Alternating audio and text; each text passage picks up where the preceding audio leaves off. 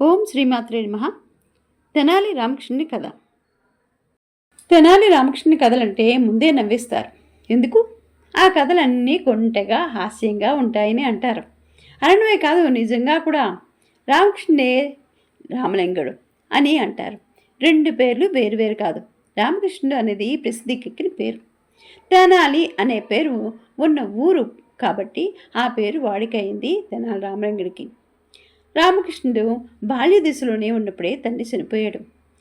అప్పుడు తల్లికి చిన్నవాడైన రామకృష్ణుడికి పోషణ జరగడం కష్టమైంది. మేనమామ అంటే తల్లి సోదరుడు.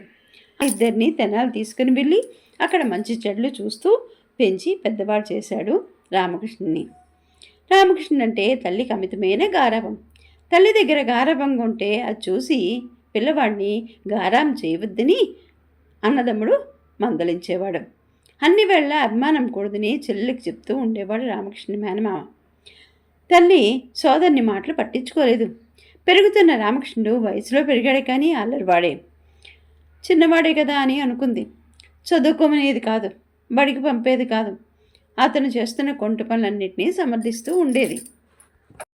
మేనమామ మాత్రం చదువుకుని అభివృద్ధి క్రమని మందలించేవాడు.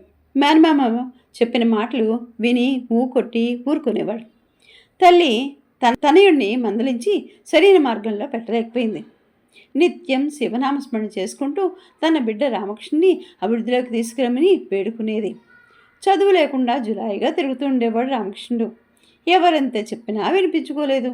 రామకృష్ణుడు కుడి చెవితో వింటూ ఎడమ చెవితో వదిలేసేవాడు. ఎవరు ఏం చెప్పినా వినేవారు కాదు. అల్లరి చేయడం, జులాయిలు తిరగడం అలవాటైపోయింది.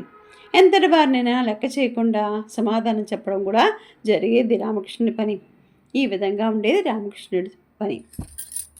ఓం శ్రీ